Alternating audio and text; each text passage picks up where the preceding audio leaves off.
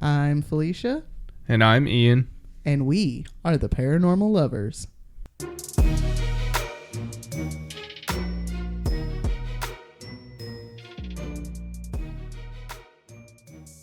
Hello, paranormal dudes, dudettes, and dudays. Welcome back to another episode of the Paranormal Lovers. Hey guys. Hey guys. Welcome back to another episode, number 145. 145. As you can tell, we've been a little sick lately. We have a funky little virus and we lost our voices, so bear with us this episode. You get our sick, smelly cat voice. Yeah. Smelly cat. Don't come at me, it's friends, I know. Real quick before we start, we're having a sale that is currently going on over at theparanormallovers.threadless.com. You can find the link down in the show notes. Got $14 t-shirts and 35% off everything else. Please go buy some merch. Please go buy some merch. We need people to buy some merch. And that will be going on through next week. So, yeah. What did you love about this week, babe?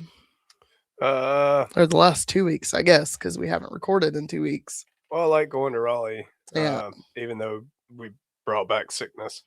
But which we're not blaming them for. I don't know if it was them or we already had that festering inside of us when we went down there. Hopefully we didn't get them sick. It could be at my plant. It could be anything. My job, school, who knows? Who knows? But I enjoyed doing that. And then I found a bike. So, yeah. Yeah, they finally found him a Suron. What'd you love about this week? I also enjoyed going to see my family. It was fun just chilling and Patty getting to play with her cousins while we just vegged out and didn't do much of nothing. And we got to go see a movie, which was cute. It was all right. Yeah. Yeah, it was pretty good. And then not enjoying being sick and not being able to work all week. But, spring break too. So, yay, that's fun. Yeah. All right. Well, we got an Ian episode this week. So, what do you got for us? All right. Welcome back, guys. Hope you're doing well. No more friends, no life, Isles. Oh, no. Stranger Things is over. Let's go. It's done. Kind of glad. But so we're getting back to normal paranormal lovers today. We're going to be talking about UFO encounter. Today we're going to be covering the Cisco Grove incident. The Cisco Grove incident. Yep. So our story starts with three men who were avid hunters. They frequently took hunting trips together. They all worked at the Aero Jet Corporation. They made like jets. Yeah. Their names are Vincent Alvarez, Tim Trueblood, and Donald Shrum. These guys went on a hunting trip at Cisco Grove in 1964 in the foothills of California. It was a bow hunting trip because in September, guns were out of season. Mm. They were using their bows to hunt deer and stuff. Yeah. It was Friday, the September the 4th, when they came out to the Grove to hunt for the weekend. They set up camp and scored their first kill of the weekend. It was a rattlesnake, and they disturbed it while they were making their camp. Later in that day, they all went their separate ways because when you're hunting, you want to cover a lot of ground. Yeah. Shrum decided he would go up onto a ridge with his buddies taking the lower routes. They all had planned different paths and were going to meet up on the other side of the ridge. It was just before dark when Vincent noticed a light in the sky at the clearing that he was in. It was slowly moving, so he found it kind of odd. It seemed to be slowly descending, which was weird. He just thought it was a helicopter or something. Yeah. He also noticed a light up in the trees ahead of him. Things started to creep him out, but when he went toward the light, he found out what it was. As he got further up the trail, the light started to move, It freaked him out a little bit more until he noticed it was just a flashlight. The flashlight belonged to Vincent's friend Tim Trueblood. Vincent was relieved to find his friend in the middle of the woods, but couldn't help think about the light that he had seen before in the sky. The two then decided to head back to camp since it was getting dark. They still hadn't met up with their other friend, Donald Shrum, but the two weren't very concerned. They knew Donald was a very experienced hunter and outdoorsman and would probably find his way back to camp eventually. Shrum wound up following the ridge till it ended in a steep drop off. He then had to turn around and go back the way he came. On his way back, it started to get dark, and when he came down from the ridge, he got into a patch of thick brush. He knew that this was not a good thing since it was completely dark now and he was unfamiliar with the territory. Mhm. He knew he was in trouble and decided that if he could make his way to higher ground, that he could get into a spot that was out of reach of predators and could just wait till morning to find his way back. I mean, it's a good idea. He looked around and found a tall granite wall, one that had a foot-sized crack running all the way up it. So he scaled the wall, and after getting to the top, found that he had a tall tree right at the edge of a cliff. The tree wound up being perfect for him to climb and to find a position to stay for the night. As he settled into his tree, he thought to himself that he was probably only a mile away from camp, but a night under the stars was better than getting eaten by a bear. What? No shit. I think they got like grizzlies out there. Oh, yeah. Or maybe, I think black bears, but. So he snuggled up in the tree and mentally prepared to be uncomfortable for the rest of the night. A couple of hours went by when Shrum noticed a light in the sky on the horizon, just north of his position. He noticed that it was bobbing up and down, almost like a flashlight or something. He instantly thought, oh, it's a helicopter. Alvarez and Trueblood must have gotten worried and called the Forest Service to come find him. Excited, Shrum hopped down from the tree and started to gather tinder for a signal fire. Then he proceeded to light two of them, thinking that surely the helicopter will see both of his fires. He then stood in front of the two fires, waving his hands wildly. He watched the light again. It had stopped moving and started to head toward him. He thought to himself, this is a rescue helicopter. Why don't I hear the blades? The light began to get closer, and when it came near where he was, it stopped again, hovering in between two trees. He noticed that the light was a very small light on the craft, but had a beam that stretched for miles. He noticed that the craft was darker than the sky around it, like it was painted black or something. He started to become scared. He didn't know what that thing was, and he was all out in the open with nowhere to go. In a tree. He retreated back to his tree and froze, watching as the craft made a half circle, moving only 60 yards from him, hovering over a nearby canyon. He was finally able to make out kinda what the craft looked like. He said it was cigar shaped. Common. He said that the light on the front made him think that the craft was small, but seeing it up close, he thought that it was much bigger now. He said that he could see 3 rectangular panels on the side that were lit up kinda like steps running along the side of the craft. He said he didn't know if they had been there the whole time or they had just now begun to glow.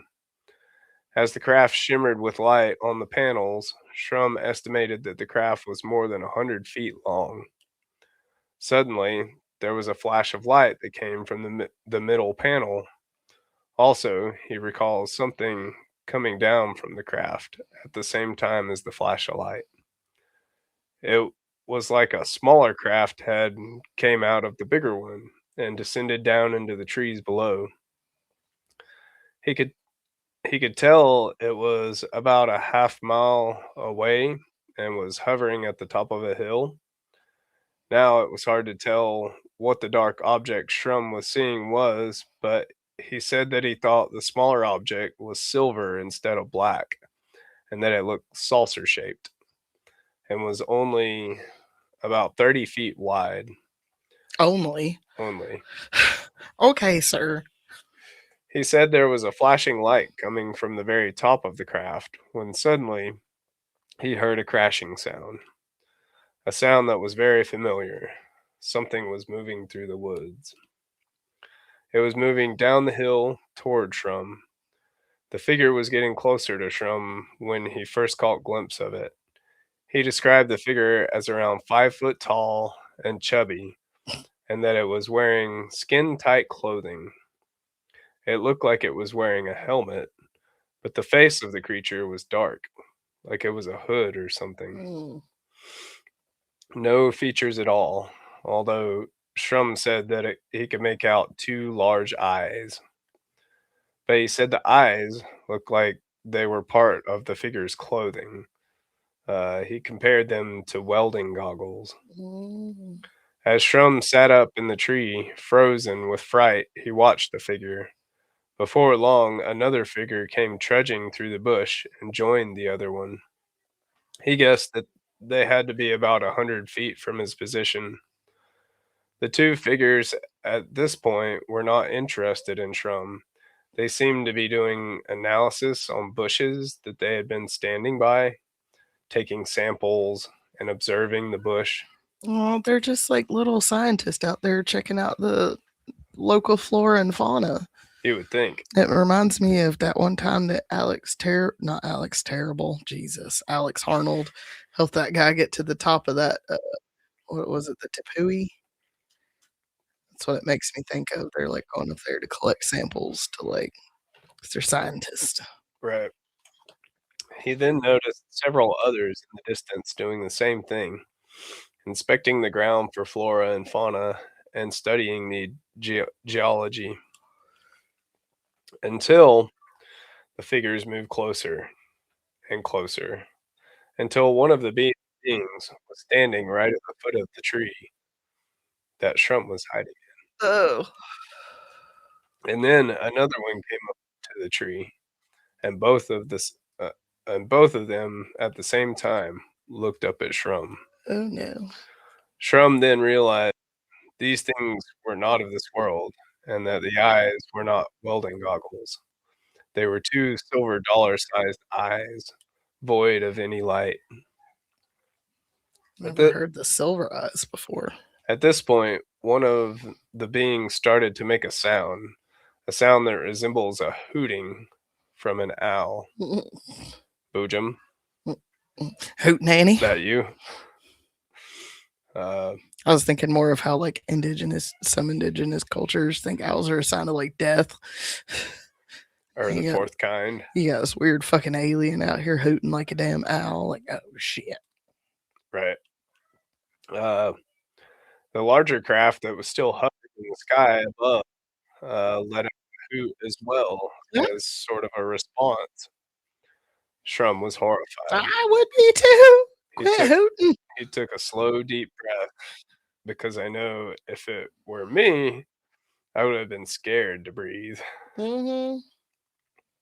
That's when he heard something else, a sound that was coming from a nearby ridge to the east of where he was. He looked over and saw a pair of glowing red eyes. They were circular and were the color of fire.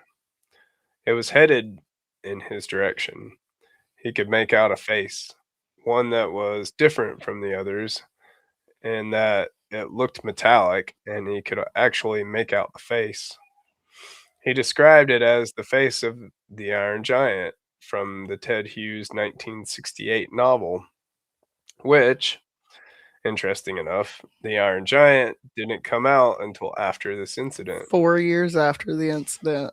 Shrum seemed to think that the robot that it was a robot servant of one of the creatures. Although later he said that it could have been a suit as well, because it was roughly the same size as the other beings.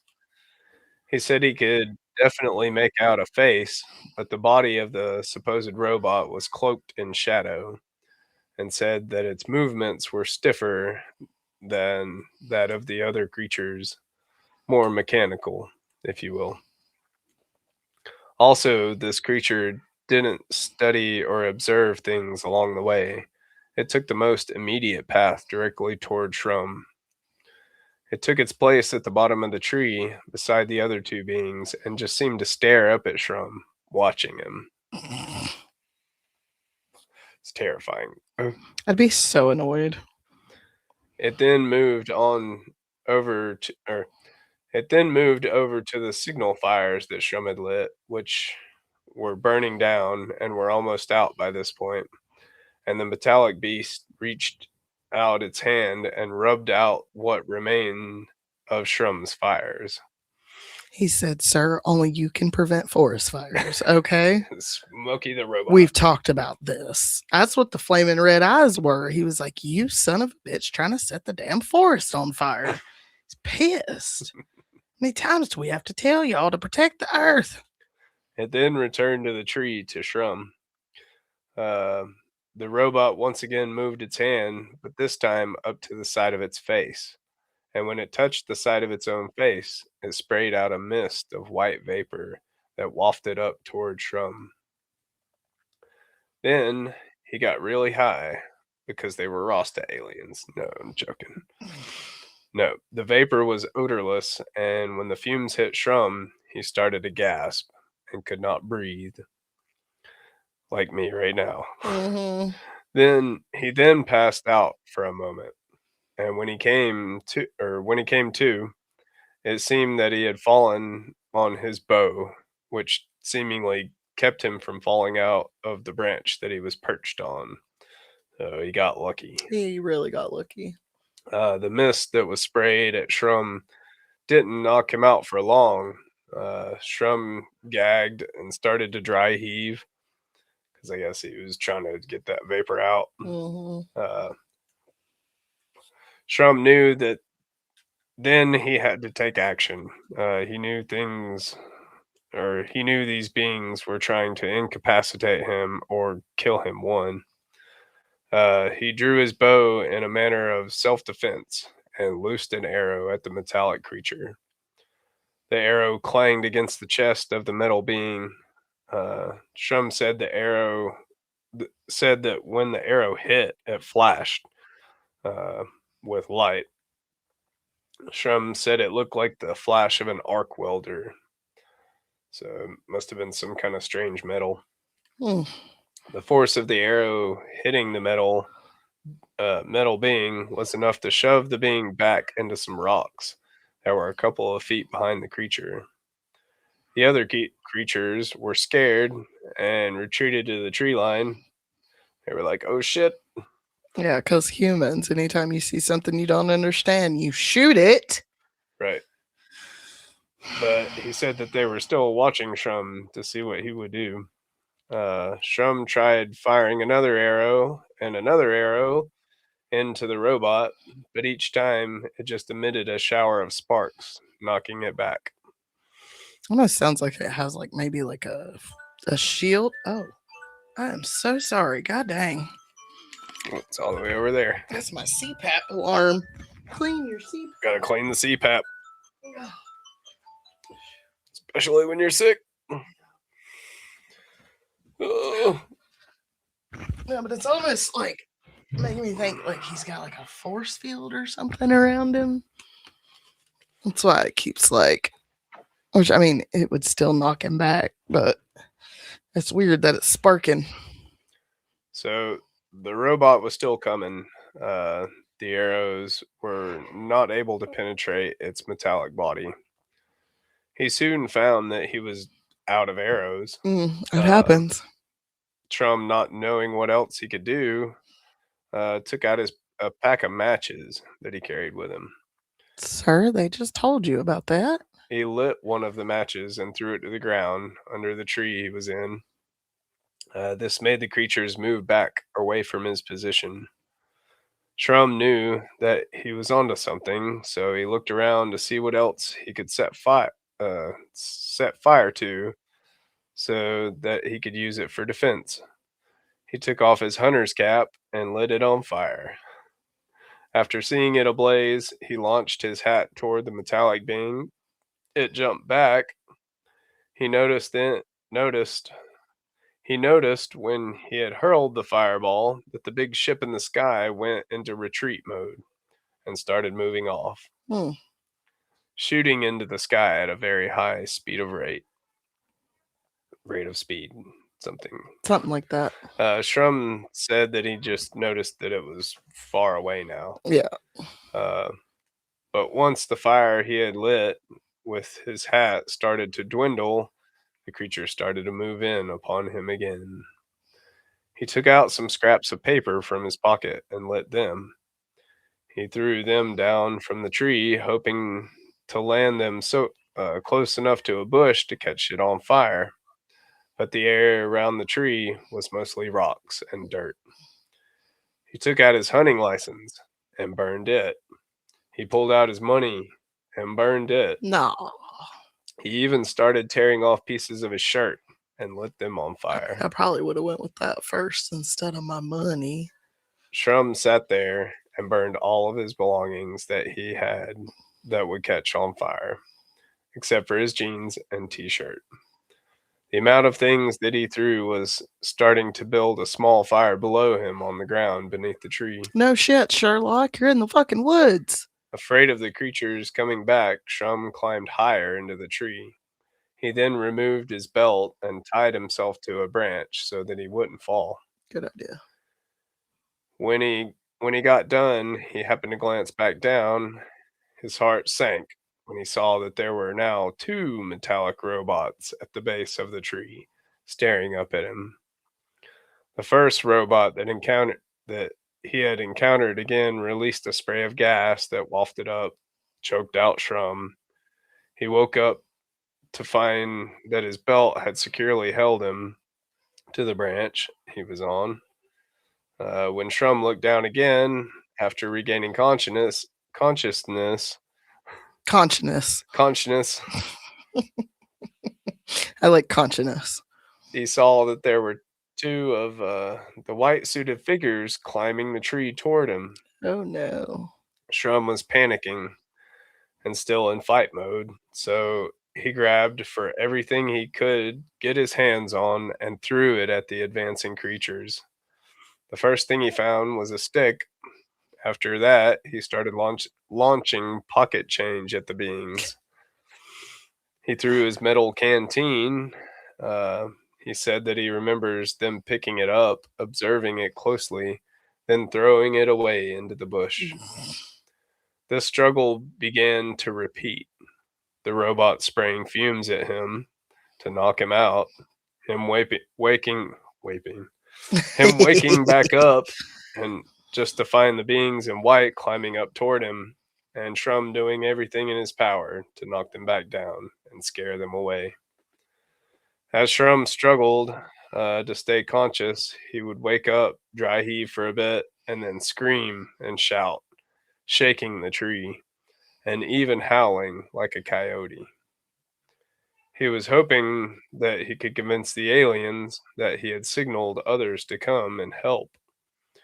While Shrum was struggling for his life, the other creatures in white were going about their business and studying plants and other things, while the metal beings were dead set on getting to Shrum. This continued for hours upon hours. Shrum thought that he was surely a goner. The thought crossed his mind of undoing the belt and flinging himself into the canyon below. But he had a young daughter who was waiting for him to return from his trip. The sky started to show signs of daylight when the 2 metallic beings decided to try and get Shrum one last time. He said that the two robots turned to face each other and they started emitting a glow from their bellies. It was bright enough that it illuminated the ground beneath the tree, and then he said they sprayed out a much bigger cloud of smoke that floated up and enveloped him. He tried to resist, but then remembers nothing but cold and black. Shrum wakes back up in the early hours of the morning at the time when it is light, but the sun hasn't fully come up yet. He looks around frantically, expecting to see the robots and white figures all around him, but they were all gone. It was just him, still tied to a branch with his belt. It probably saved his life. For sure. His eyes turned to the sky. The bigger object was gone. He looked to the hill, and the smaller object was gone as well. Alone, he climbs down from the tree. He sees all the stuff that he had thrown down scattered on the forest floor, along with small footprints that look like the footprints from kids wearing moccasins. Mm. He retrieves his bow and a couple of arrows. The coins that he had thrown down were gone. He began to head back to where his friends were camped. He walked for about half a mile before collapsing again. He awoke once more to the sound of whistling. His friend Victor Alvarez was searching for him. Mm. Victor found Shrum shivering on the woodland floor in just his jeans and a t-shirt. Shrum was in a state of shock, so Victor brought him back to camp and began to warm him up by the fire. Shrum slept for about 6 hours because of his exhaustion. Upon awakening, Victor said that Shrum insisted on listening to the radio. Shrum refused to talk to his friends while he cycled through the radio stations until Shrum ran across a news station that was covering the lights in the sky the night before. Victor told Shrum that he had seen the light in the sky and that it was weird that it was so low on the horizon. Donald then proceeded to tell Alvarez and Trueblood what had happened to him the night before. Normally, they wouldn't have believed such an outrageous story from Shrum that Shrum had told them, but they did. Their friend wasn't the type of person to come up with wildly outlandish tales. Uh, Shrum then returns home. His wife knew something was wrong the moment he stepped in without saying anything. He sits down on the couch and tells her that he has to tell her something. So then he tells his wife the story. Judy Shrum then calls her father, that worked at the Air Force Base near there, to tell him the story. But the Air Force were not on patrol that night. Donald didn't go back to work right away. He laid out complaining that his stomach was hurting. Probably from all that gas. Probably. All the dry heaving and shit he was doing. They were initially concerned that he had radiation poisoning, but after being diagnosed, Shrum was just suffering from a cold and also was diagnosed with PTSD. He had nightmares about staring into the being's eyes, and anytime he would hear an owl, he would suffer from panic attacks. Mm-hmm. Flashbacks. Shrum desperately wanted to tell people about what had happened to him, but he was afraid people would think he was crazy. Also, he didn't want him and his friends to lose their jobs at the missile factory. The first person he told was a professor that worked at the Sacramento Observatory, California. Professor Keelik then went on to contact the Air Force about the subject. He didn't really believe Shrum, but did not believe him either. A couple of weeks later, Shrum was brought to a house on the Wright-Patterson Air Force Base and questioned by Captain McLeod and Sergeant Major R. Barnes. All right. they would wind up talking down to Shrum while recording him on reel to reel. They told him things like he must have been mistaken, that the creatures he saw were disgruntled Japanese troops that had What? been hiding out in the forest of California, Oh my God. scaring people. I cannot.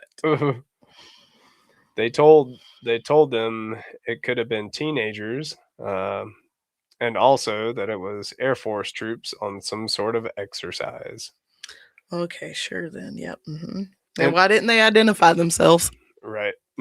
In the report taken by the Air Force officials, they chopped Shrum's story up to psychological reasons. But Donald Shrum knew what he saw. You see, one of the arrows Donald had recovered that day was bent and had aluminum on the tip of the arrow. The Air Force took the arrow head from Donald to do some tests on it, and guess what? What? He never got it back. Of course not. It Donald probably got lost. probably. Donald also provided a hand-drawn map of where the events took place in Cisco Grove. But a couple of weeks later, Donald returned to the site to find that the grounds had been combed, and any evidence that he was there at all Was gone. had been lost. Donald did, however, recover another arrow just south of the tree in a patch of bushes. He also found cigarette butts, a couple of different brands. The Smoking Man. Like, Donald didn't smoke, did he? You don't remember the Smoking Man from X-Files. The X-Files? Yeah. I mean, yeah. He knew the Air Force had been there and made the area look like nothing had ever happened. So they can rake the forest when they want to. I guess so. Did you hear that, Donald Trump? I mean, Scum. Scum. Donald Scum. Just get the Air Force to do it. There you go. Shrum contacted UFO research groups and sent the other two arrows off to be researched on his own. But they didn't find anything unusual about the arrows. Judy Shrum sent a letter to Major Donald Kehoe. She had seen an article written by the major about the Air Force censoring UFO sightings. She put everything in her letter, Donald's story, them not wanting to go to the media, and the two officers that interviewed Shrum. This prompted the organization NICAP to begin an investigation. After lots of interviews, the organization believed that Donald Shrum was telling the truth about what happened to him, but they gave no answers on what those things were, or what they did, or why they did this to Shrum. Shrum even then tried hypnotic regression in 1974. Small details of the account were discovered, but nothing that changed the story dramatically. Right.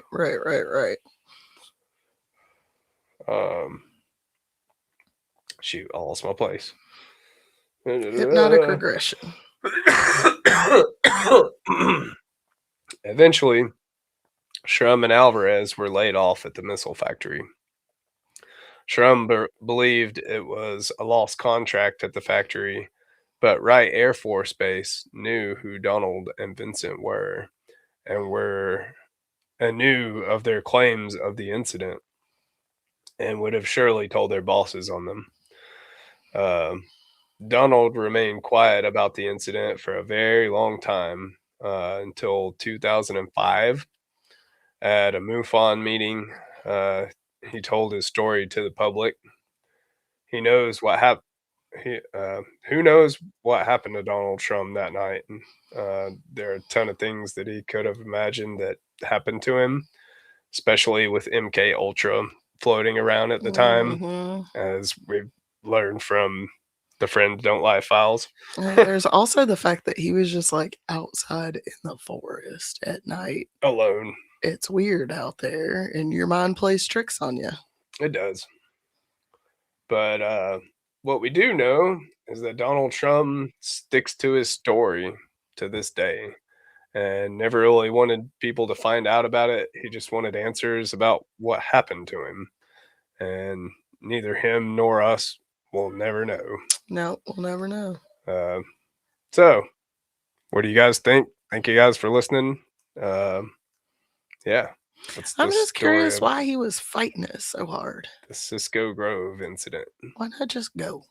I don't know. So curious. I'd be like, hey, what are you guys doing? Like, I see some little dudes out, and I'm be like, hey, little guys, what are you doing? What are you doing there, little buddy? Kind of like I did to you that one day. What are you doing, buddy? I ran across this one dude that's teaching people to go with wizardry, right? And shamanism. So, like, I don't know, maybe give in to the wizard side and just be curious.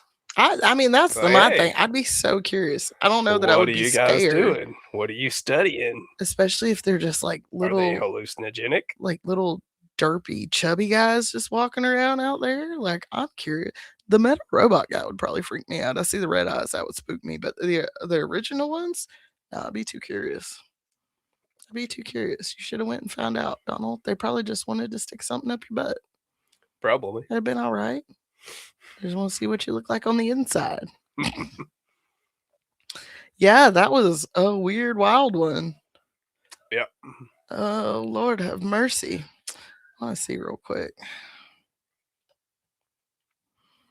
Oh, of course, it won't actually tell me if the guy's dead or not. I think he's still alive because it said he was talking to MUFON in 2005.